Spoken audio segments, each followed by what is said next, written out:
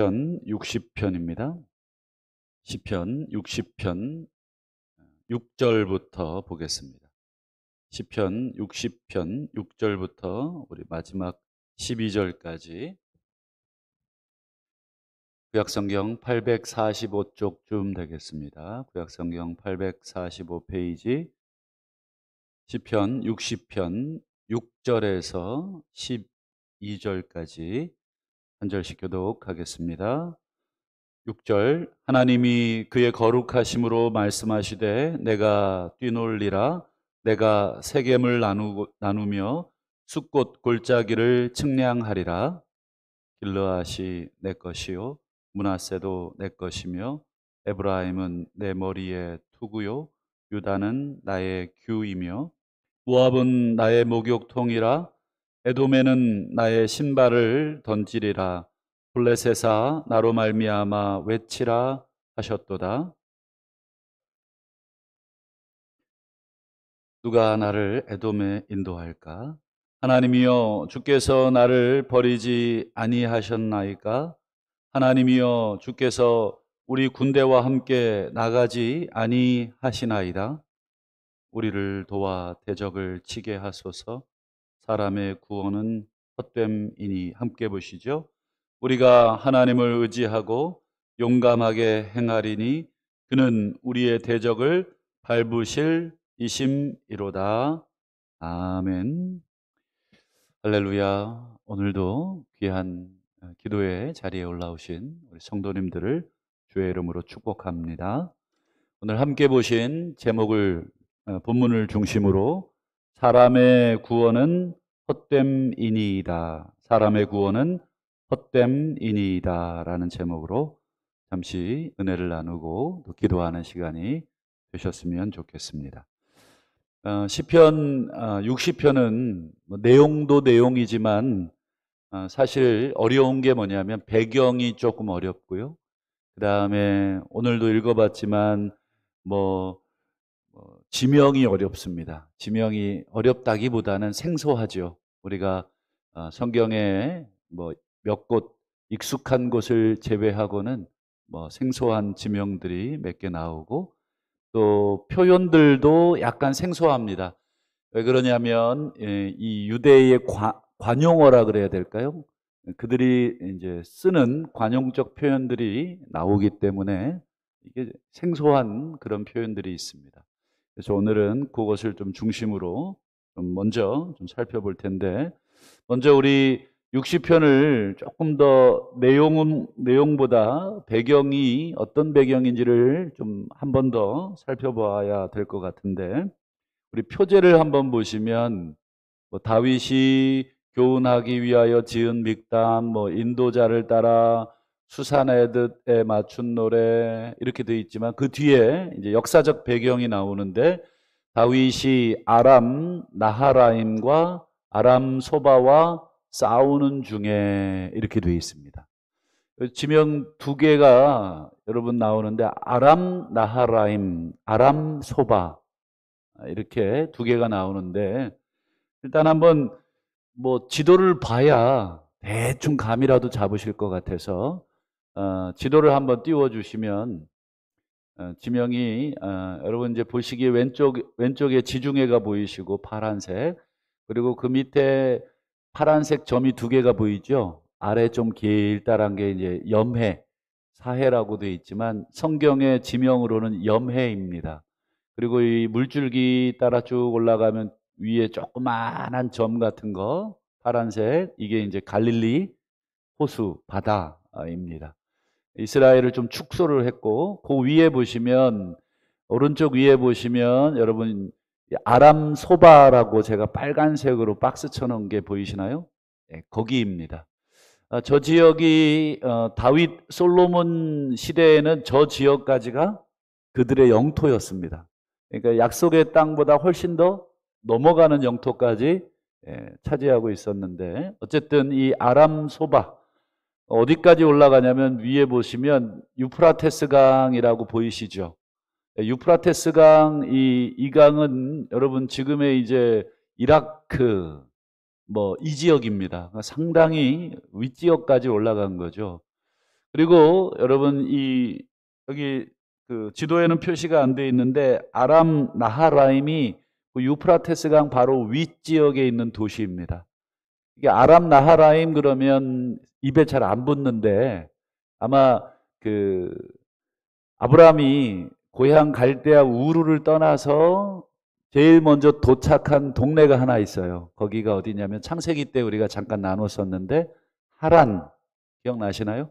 하란은 좀 외우기 좋죠. 네, 그 동네의 다른 이름이 위에 아람 나하라임이라는 동네입니다.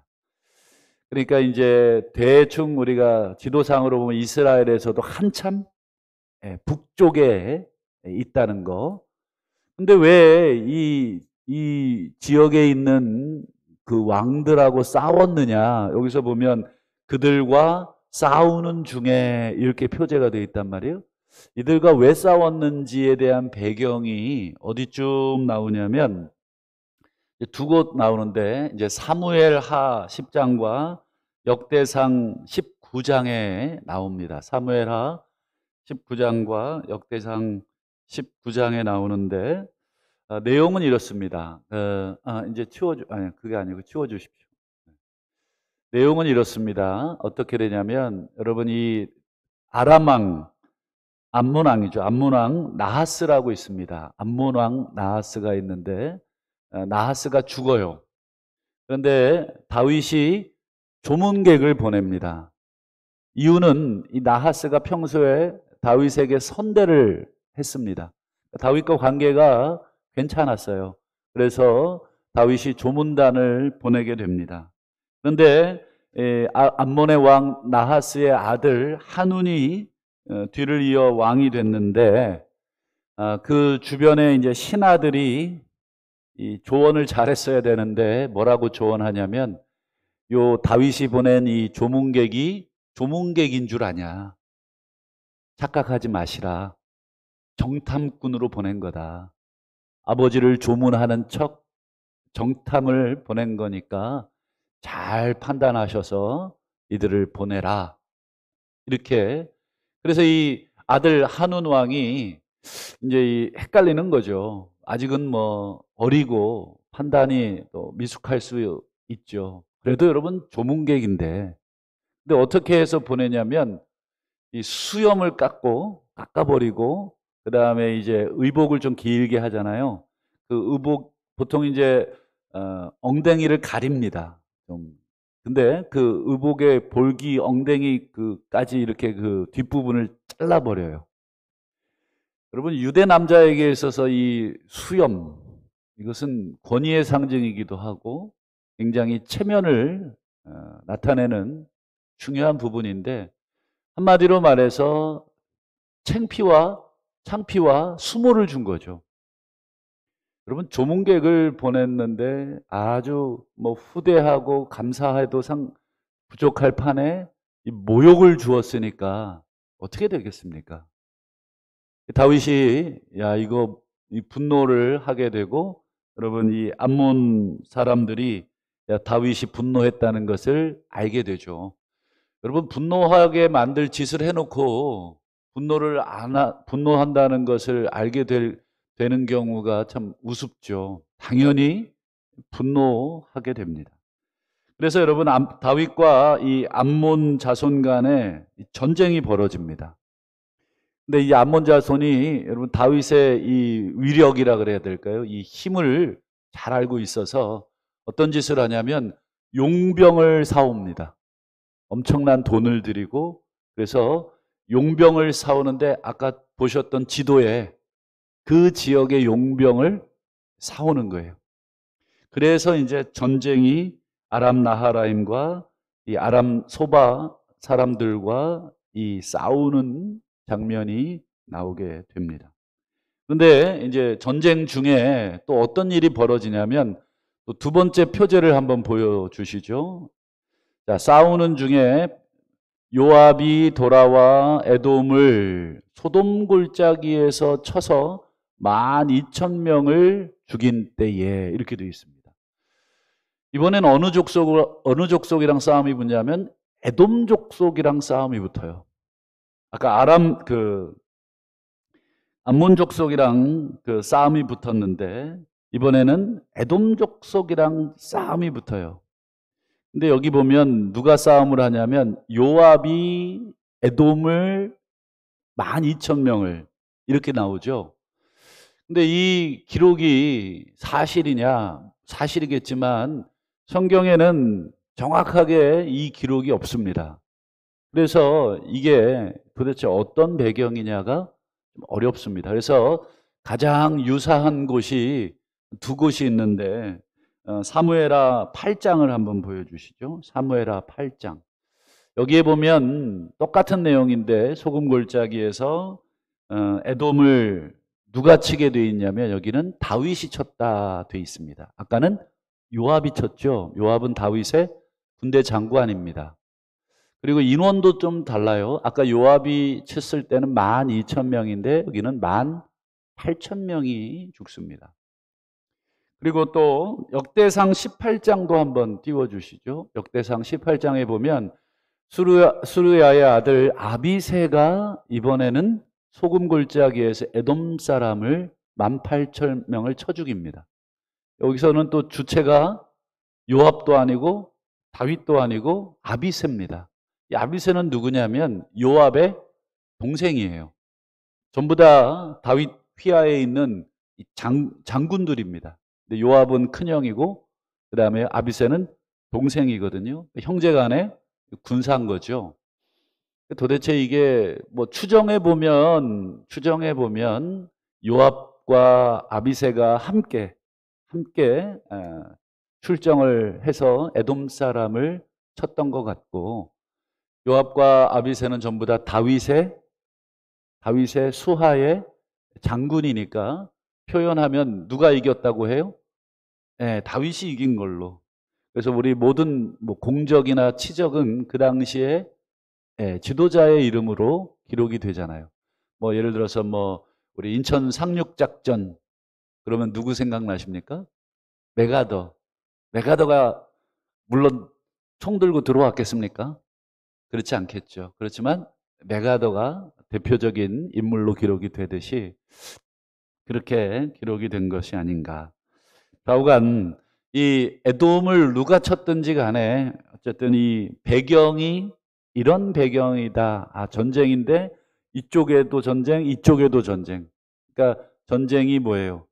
양쪽에서 지금 벌어지고 있는. 그러니까 이스라엘이 중간에 끼었습니다. 그래서 위아래로 지금 전쟁을 치루어야 되는 상황에 굉장히 어려웠겠죠. 왜냐하면 이 두 곳을 다 쳐야 되니까 그런 상황이라는 것을 염두에 두시고 다윗이 얼마나 힘들었는가 우리 한번 복습하는 차원에서 1절을 한번 보시면 하나님이여 주께서 우리를 흩어버리셨습니다. 흩어버리셨고 분노하셨습니다. 지금 전쟁 중이니까 흩어버리고 분노하셨다는 것은 전쟁에서 지금 밀리게 하셨다는 느낌이 되겠죠. 3절도 보시죠. 주께서 주의 백성에게 무엇을 보이셨냐면 어려움을 보이시고 그 다음에요. 비틀거리게 하는 포도주를 마시게 하셨다. 여러분 전쟁 중이니까 어려움, 비틀거림이라는 게 전부 다 전쟁에서의 열세를 말하고 10절도 보시죠. 하나님이여 주께서 우리를 버리지 아니하셨나이까. 이건 궁금해서 묻는 게 아니라 이제 수사적 반어법이죠. 뒤에 보세요. 하나님이여 주께서 우리 군대와 함께 나가지 아니하셨습니다. 당신이 왜 우리와 함께 하지 않습니까? 지금 전쟁에서 우리가 왜 집니까? 우리가 지고 있는데 하나님 어찌하여 우리가 이렇게 하나님의 백성들이 지고 있습니까? 도무지 용납이 안 되는 거죠. 뭐 그런 경우가 얼마나 많습니까? 하나님의 자녀들이 하나님의 백성들이 어떻게 보면 전쟁에서 승승장구하면 좋은데 그렇지 않은 상황, 막 너무너무 현실에서 힘든 상황, 이런 경험을 오늘 전쟁에 빗대서 우리가 얼마든지 우리에게 생각을 해볼 수 있겠습니다. 기도만 딱 봐도 이스라엘 하나님의 백성의 군대가 지금 이방의 군대에게 밀리고 있다 하는 느낌을 받습니다. 그래서 이런 다윗의 기도에 하나님이 뭐라고 대답하시는가? 우리 6절을 보시죠. 하나님이 그의 거룩하심으로 말씀하시되, 이제 그의 거룩하심으로 말씀하시되가 약간 표현이 우리에게 익숙하지 않죠. 그의 거룩하심으로 말씀하시되. 이걸 이제 더 정확하게 좀 이해하기 쉽게 말하자면 하나님이 그의 거룩하심 가운데 말씀하시다 이런 뜻인데, 거룩하심 가운데라는 말은 바꾸어 얘기하면 성전이라고 표현을 할 수 있습니다. 하나님이 그의 성전에서 말씀하시되 뭐라고 하냐면 내가 뛰놀리라. 이것도 좀 번역하기 어렵습니다. 내가 뛰논다? 뛰논다라는 게 우리 느낌에는 어때요? 확 신나가지고 막 이리 뛰고 저리 뛰고 이런 건가? 뛰논다는 게 뭔가? 이것은 이제 지극히 유대 관용적인 표현으로 내가 승리하리라 이런 뜻입니다. 내가 이기리라. 전쟁에서 이긴 사람, 전쟁에서 승리한 군인이 막 이렇게 이 승전가를 부르면서 확 뛰노는 그 이야기입니다. 내가 승리하겠다. 하나님께 다윗이 지금 하나님 왜 우리를 이렇게 비틀거리게 하시고 왜 우리에게 이런 곤란함과 어려움을 주십니까? 당신의 백성들이 지금 이방 족속에게 지고 있지 않습니까? 그랬더니 하나님이 내가 승리하겠다. 그러면서 뭐라 그러십니까? 내가 세겜을 나누고 숫꽃 골짜기를 측량하리라. 여기도 보면 이제 여러분 세겜 숫꽃 골짜기 대충 어딘지 감을 좀 잡아야 될 것 같아서 지도를 한번 또 보여주실까요? 지도를 한번 보여주시면 잘 보이시는지 모르겠는데 위에 박스 이제 항상 이스라엘 지도는 일단 물을 찾으시면 되겠습니다. 왼쪽에 지중해, 밑에 사해, 염해, 그리고 위에 갈릴리 바다. 그 사이의 땅이 이스라엘입니다. 그러니까 여기 보시면 염해가 보이시죠? 가운데 그 밑에 쪽에 길게, 그리고 위에 갈릴리 바다가 보이실 겁니다. 그 중간에 제가 빨간 박스를 2개를 쳐놨습니다. 염해하고 갈릴리 바다를 관통하는 강이 뭐라고요? 요단강. 요단강 오른쪽이 여러분 숫꽃 골짜기입니다. 거기가 여러분 야곱이 여러분 천사와 씨름했던 야복강 나루가 또 거기 있습니다. 거기서 강을 건너면 바로 세겜입니다. 세겜. 이 세겜 땅으로 여러분 나중에 이제 야곱의 여정을 보면 이 세겜 땅으로 돌아오는 내용이 나오고, 이 세겜 땅에서 딸 디나가 또 몹쓸 짓을 당하는 사건도 세겜 땅에서 당합니다. 어쨌든 이 이스라엘을 중부를 관통하는, 어떻게 보면 굉장히 군사적으로, 지리적으로, 교통적으로 굉장히 중요한 2곳입니다. 이 2곳을 딱 장악하겠다 하는 뜻입니다. 그래서 여러분 나중에 사사시대나 이런 시대에도 보면 이 2곳을 딱 점령하고 있으면 이쪽에서 이쪽으로 넘어가는 길이 여기 하나거든요. 그렇기 때문에 되게 중요한 군사적 전략지인데, 하나님이 이 2곳을 딱 언급한다는 건 뭐겠어요? 그렇죠. 군사적으로 내가 확실하게 딱 잡고 승리하겠다라고 하는 하나님의 승리를 말하는 표현입니다. 숫곳을 내가 세겜을 나누고 숫곳을 측량하겠다. 딱 계산해서 내가 확실하게 전략을 짜고 승리를 하겠다라고 하는 승리의 표현이 6절이고요. 7절도 한번 보시죠. 길르앗이 내 거다. 그 다음에요. 므낫세도 내 거다. 에브라임은 내 머리에 투구다. 그 다음에요. 유다는 나의 규. 지팡이를 말하잖아요. 투구다, 지팡이다. 지팡이 규라고 하는 것은 뭐냐면 아시는 것처럼 이 통치자의 통치권을 상징하는 표현입니다. 이 규라고 하는 것. 그러면 길르앗, 므낫세, 에브라임, 유다, 이것도 어디냐? 이게 전부 다 이제 이스라엘의 여러분 12지파 중에 4개만 얘기한 건데, 한번 지도를 한번 보여주시죠. 지도를 한번 보여주시죠. 8절도 한번 먼저 볼까요? 예, 모압은 나의 목욕통이고 에돔에는 나의 신발을 던지고 블레셋아 나로 말미암아 외치라. 모압, 에돔, 블레셋, 이게 도대체 어디냐? 그리고 목욕통은 무슨 뜻이고 신발을 던진다는 건 무슨 뜻이냐? 여러분, 이 모압에 내 목욕탕이 있다. 내 거라는 거예요. 거기서 내가 가서 좀 목욕도 하고 쉰다. 내 거니까 가서 쉰다는 표현이고, 그 다음에 에돔에는 나의 신발을 던지리라. 이 표현은 여러분 유대의 관습 중에 하나가 어떤 소유권을 이전할 때 신발을 던지는 관습이 있습니다. 룻기 4장에 보면 이런 관습이 나와요. 뭐 그 자세한 건 나중에 설명하도록 하고, 어쨌든 내 목욕통, 내가 신발을 던진다라고 하는 게 전부 다 내 거다라고 하는 유대의 관용적 표현들입니다. 그러면 지도를 한번 보여주시면 이 지명들을 한번 확인을 한번 해보죠. 보시면 이제 또 물을 세 개를 찾으시라 그랬죠. 지중해, 염해, 그다음에 갈릴리 찾으셨을 텐데, 빨간색 박스만 보시면 여러분 길르앗 이렇게 돼 있죠. 그다음에요, 므낫세가 동쪽에 므낫세가 있고 서쪽에 므낫세가 있고, 그다음 므낫세, 서므낫세 밑에 에브라임이 있죠. 므낫세하고 에브라임은 원래는 여러분 야곱의 자식들이 아니라 요셉의 자식들인데, 야곱이 손주들을 아들로 입양을 합니다. 에브라임과 므낫세를. 그래서 이스라엘의 12지파에 들어가게 된 것이죠. 그리고 밑에 보면 유다. 여러분, 이게 전부 다 전략적으로 가장 중요한 지역입니다. 동므낫세, 지금의 이제 이스라엘의 골란고원 쪽이잖아요.